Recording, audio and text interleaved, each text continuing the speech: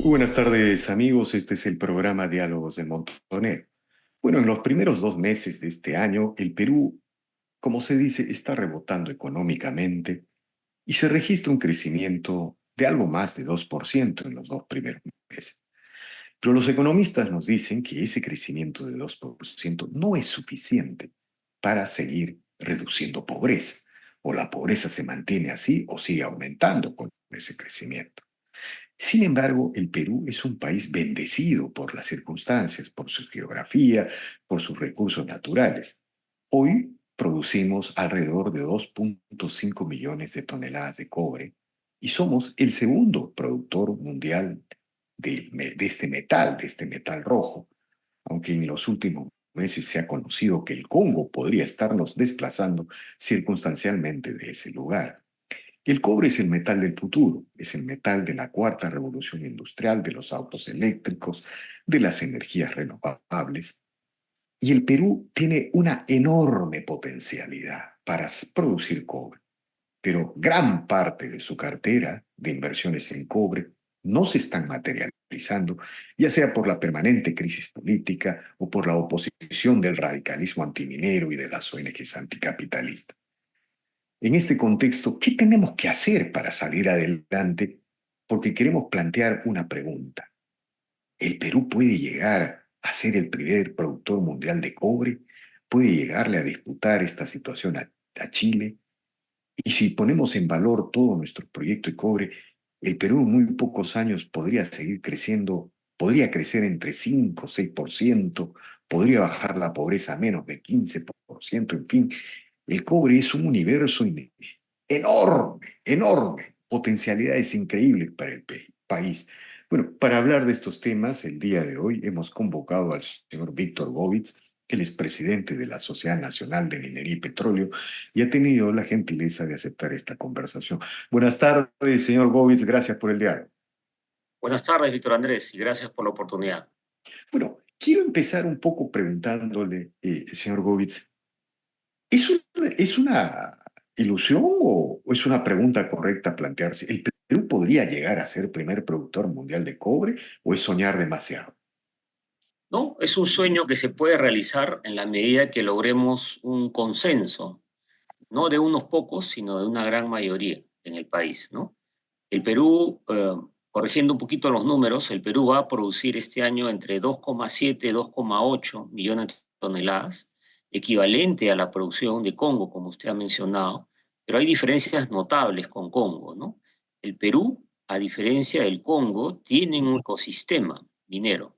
Cuando hablamos de ecosistema, decimos no solamente son empresas mineras, sino hay un conjunto de otros servicios y otras empresas que permiten que operemos minas en el Perú con leyes con contenidos de cobre menor al 1%.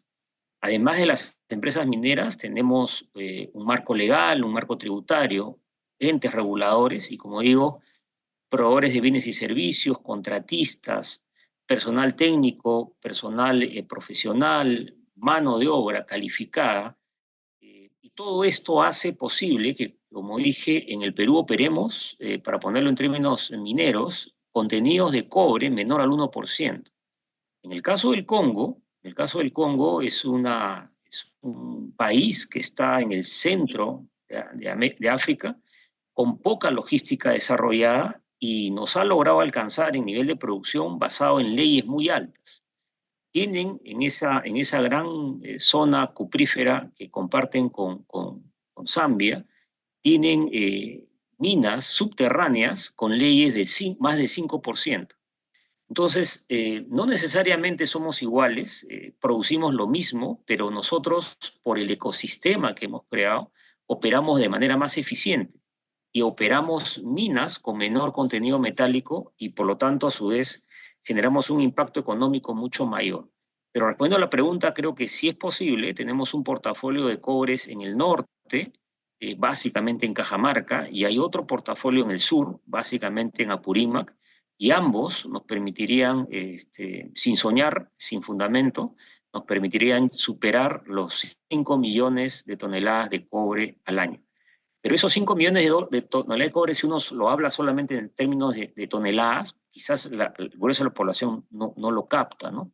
Lo importante es que si desarrollamos ese portafolio, la logística que habríamos desarrollado a lo largo de conectando la zona altoandina con la zona costera, las oportunidades de trabajo, las oportunidades de negocio en este ecosistema que he mencionado serían muy grandes. Alguna vez hemos hecho la estimación, hemos estimado que si todo el portafolio de cobre se desarrollara, la pobreza que usted también mencionó sería menos de 2 dígitos. Ese es el impacto. Ese es el impacto que podemos alcanzar y creo que también hay que expresarlo en esa manera, O sea, la pobreza podría bajar debajo del 10%. debajo del Y, 10%. digamos, y eso se lograría en muy pocos años, ¿no? En menos de una década, probablemente, ¿no? Probablemente una década, Víctor Andrés, los proyectos que quedan por desarrollarse, estos 50.000, 60.000 millones de dólares, no son tan sencillos. Como todo en la vida, se ha ido desarrollando lo más rentable, lo más, desde un punto de vista técnico, lo más sencillo de desarrollar. Los que siguen están, como digo, tanto en Cajamarca como Apurímac, tienen esta particularidad, que no tienen conexión directa con la costa. Claro. Ahora, antes de entrar, porque quiero preguntarle sobre Cajamarca, ¿no? Cajamarca es la región más pobre, si no me equivoco, en el registro del 2022, pero podría ser la que tuviera el ingreso per cápita más alto del Perú, si se pusiera en valor o se ejecutara sus inversiones. La otra cosa que quería preguntarles, la potencialidad del Perú en el cobre es porque, si no me equivoco, tiene la tercera mayor reserva de este metal en el planeta, luego de Chile y Australia. Explíquenos eso, por favor. Sí, el Perú, en términos de reservas de cobre, es el segundo detrás de Chile. Pero como dije también, haciendo esta comparación con Congo, el Congo tiene una costa, es un país centralizado, tiene una pequeña franja que lo conecta con la costa, tiene una costa de escasamente 37 kilómetros. El Perú tiene una costa de más de 3.000 kilómetros y nuestra ubicación geográfica es excepcionalmente buena porque nos conecta con las dos principales economías del mundo, tanto Estados Unidos como China.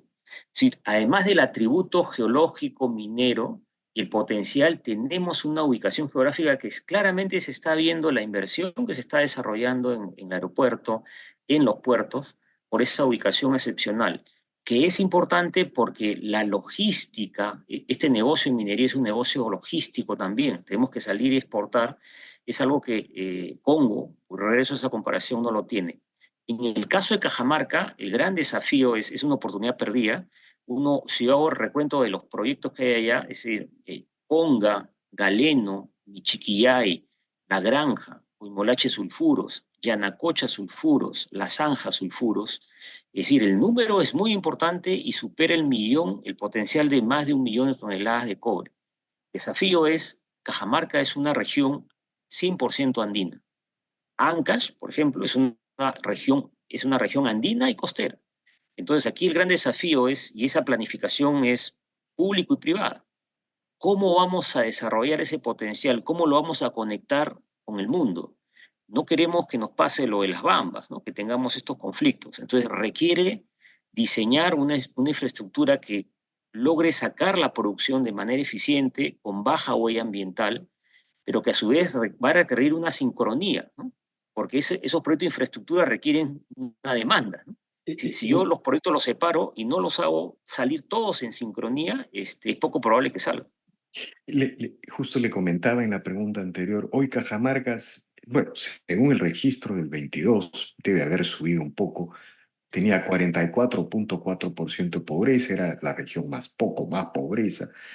Pero si se materializaran estos proyectos que usted señala, probablemente Cajamarca tendría el ingreso per cápita más alto del Perú, acercándose al de un país desarrollado. Y de otro lado, Cajamarca, con estas minas en valor, podría desarrollar un tren, si no me equivoco, hacia Bayóvar. Incluso podría construir un clúster de Correcto. servicios y de manufactura. Explíquenos, digamos, es como si Cajamarca perdiera el cielo para sumergirse en el infierno. Sí, a ver, tenemos que hacer esta reflexión quizás más amplia, Víctor Andrés, que es que el proceso de regionalización partió con buenas intenciones, pero de buenas intenciones uno también eventualmente llega al infierno, como tú has dicho, ¿no? Claramente en la regionalización transferimos responsabilidades, pero no nos aseguramos que tuvieran capacidades. Y además hemos generado un sistema electoral que no genera conocimiento y curva de aprendizaje. Tenemos caudillos, caudillos con agendas de corto plazo. Y eso explica por qué no tenemos políticos, autoridades, en algunos casos ya autoridades, que tengan esa mirada amplia, porque esto que estamos hablando requiere una mirada de décadas. No es una mirada de 4 años, ¿no? No es una mirada del periodo que le toca ser autoridad. Entonces, esa reflexión creo por eso es amplia. El potencial de Cajamarca está ahí. Es cierto, hay un tremendo potencial de conectar Cajamarca con un mercado de exportación. Ahí la gran discusión es, Bayoar es una opción, la otra opción es Eten en Chiclayo, pero esa discusión tiene que darse, y porque no puede quedarse al azar. Como digo, el tamaño de esa producción digamos, esos yacimientos, de manera que se conviertan y se materialicen, va a requerir un esfuerzo de las empresas mineras que tienen estos proyectos, pero a su vez del Estado. El Estado representado por el gobierno regional, los gobiernos locales y obviamente el gobierno central, ¿no? Es decir, tiene que haber un esfuerzo nacional y un entendimiento del paraíso que podríamos alcanzar. Digamos, hablamos de Cajamarca, sus potencialidades, la posibilidad del clúster minero, algo parecido puede suceder en el sur, alrededor de Apurímac, ¿no es cierto? Correcto.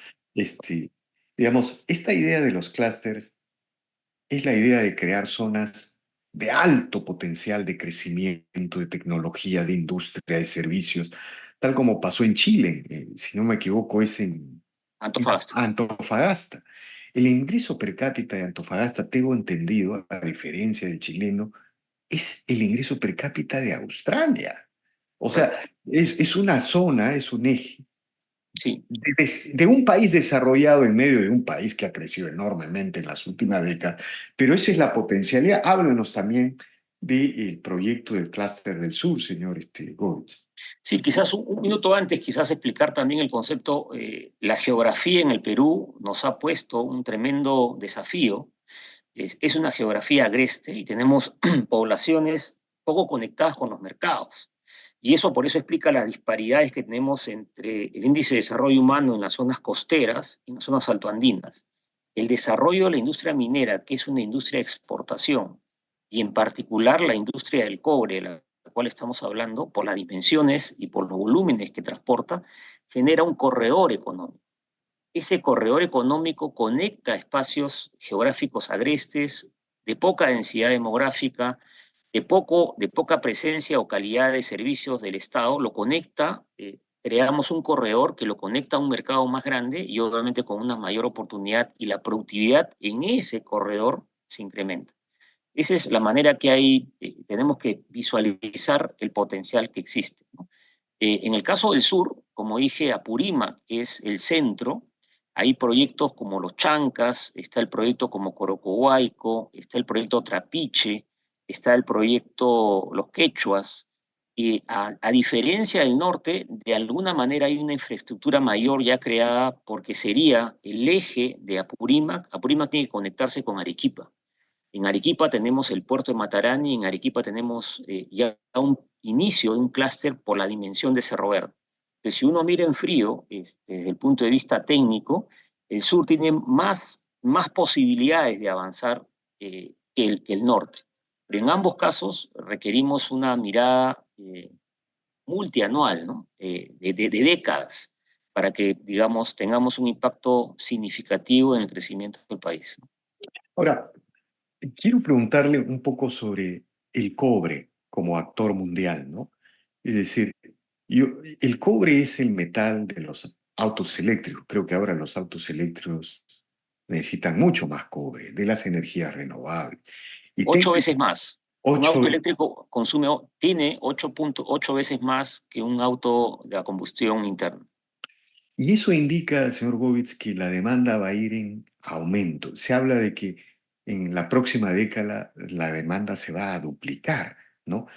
Entonces, esto pone al Perú en una situación No sé, es como si Dios fuera peruano, ¿no? Esta frase que siempre solemos decir en el lenguaje coloquial, es como si Dios fuera peruano.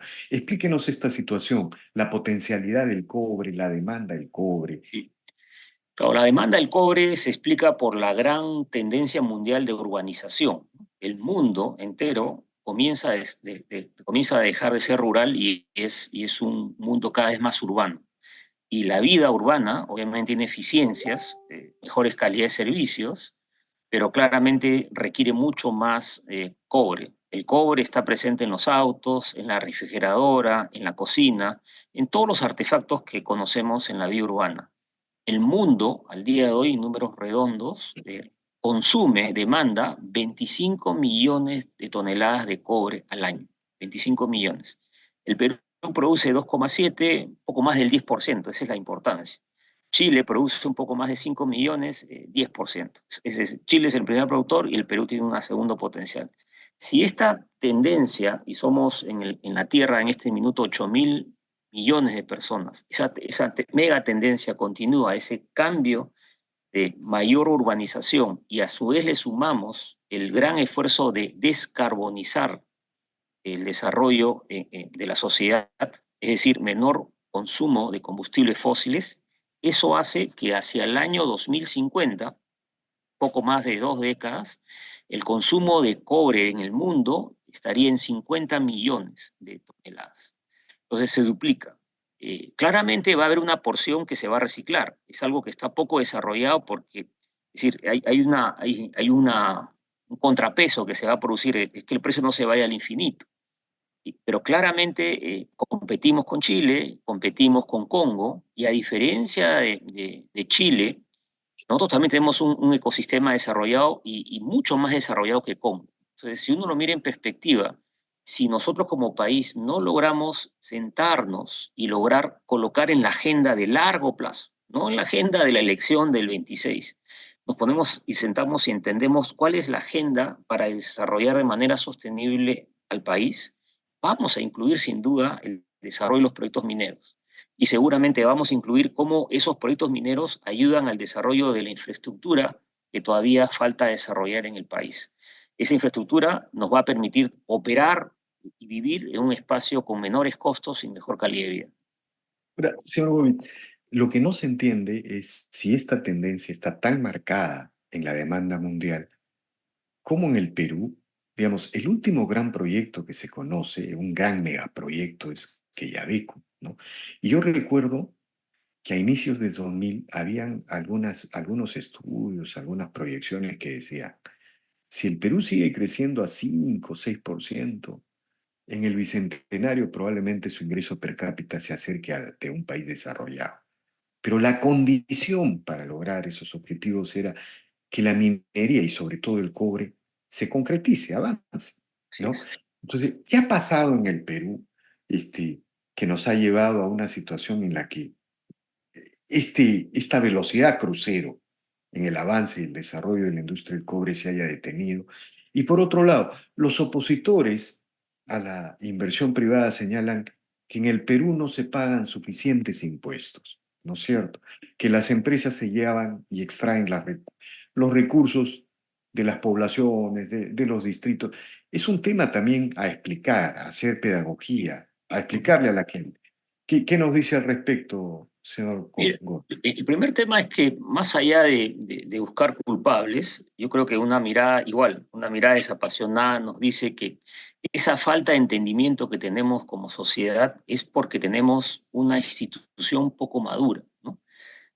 Claramente tenemos rasgos de gran madurez, por ejemplo, cuando uno ve en un Banco Central de Reserva, pero uno no ve ese mismo nivel de madurez en un primer poder del Estado como es el Congreso. Entonces tenemos que hacer la reflexión porque también tenemos que lograr tener en esa meta de largo plazo no solamente desarrollar el portafolio de cobre, sino lograr desarrollar una educación pública de alta calidad.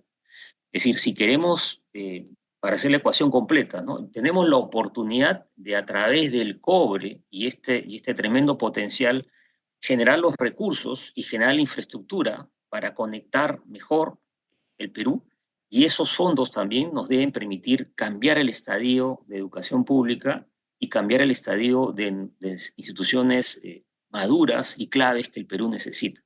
Es decir, tendríamos que ver, o sea, tenemos que tratar de tener un plan maestro del país donde la minería, específicamente el cobre, es un componente, pero no es el único. Eso creo que sería fundamental.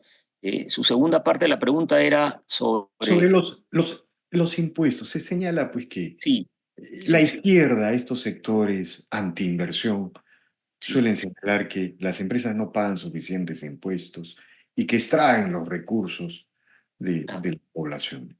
Claro, si uno lo mira desapasionadamente también, uno tiene que reconocer en este tema de institucionalidad que hemos hablado que al igual que el Banco Central de Reserva, nadie duda que la SUNAT, nuestra autoridad tributaria, es una autoridad madura, con profesionales seleccionados digamos, y que son parte de su nómina, escogidos por meritocracia. Ahí no hay, pues, el amigo del amigo, no ese es el proceso. Entonces, nadie puede dudar que es una institución que con mucha pulcritud revisa la información.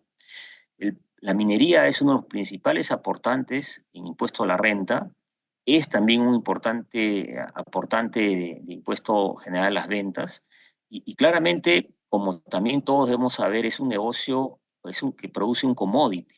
Pues cuando el precio del cobre ha llegado en algún momento a 10.000, 10.500 dólares la tonelada, el impacto en la economía del Perú es notable en Ahora, impuestos a la renta. Y eso estamos próximos a verlo nuevamente, pero tiene y, momentos en que puede bajar a menos de 7.000 dólares la tonelada. claro, y yo tengo entendido que la minería aproximadamente paga 44% de impuestos Correcto, sobre la utilidad, que es incluso superior a lo que se paga en Canadá, Australia, en Chile, ¿no? Entonces, correcto. este, lo que pasa, señor Govitz, es que los recursos que están en los gobiernos regionales, en los gobiernos municipales, que están llenos de recursos por la minería. Nunca en la historia del Perú las Así es. provincias han Tenía tenido tanto. tantos recursos. Lo que pasa es que eso no se transforma en carreteras, en escuelas. ¿No es verdad? Así es. Hemos, como digo, regresamos al concepto de la regionalización, que partió con un concepto seguramente muy altruista, de trasladar capacidades, trasladar decisiones a los centros remotos que tenemos en el país, donde se están generando los impuestos o la riqueza, pero no nos pudimos dar cuenta que necesitábamos acompañar ese proceso de madurez. Es cierto, entonces la población, se dice la población en el entorno, no encuentra la conexión directa en promover la minería, promover las inversiones y el desarrollo de su entorno donde él opera.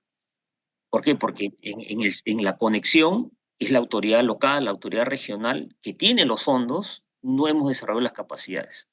Entonces tenemos que también desde el sector privado, desde el periodismo, desde la academia, tratar de cerrar esa brecha porque también, como digo, esta mirada macro del plan maestro requiere también una intervención y lograr que nuestra gestión pública madure, De porque si acuerdo.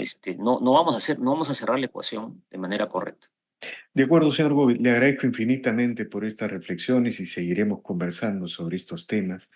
El Perú es un país llamado a ser una potencia mundial en cobre.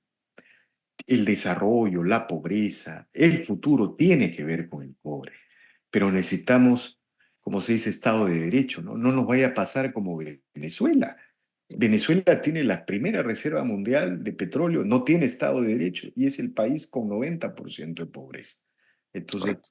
ese es el destino. Le agradezco infinitamente por sus declaraciones, señor Govitz, y gracias. Seguiremos conversando más adelante. Gracias a ti por la invitación. Muchas No, gracias. gracias. Bien, amigos, esta ha sido una nueva edición de Diálogos del Montonero. Regresamos en la siguiente edición. Gracias.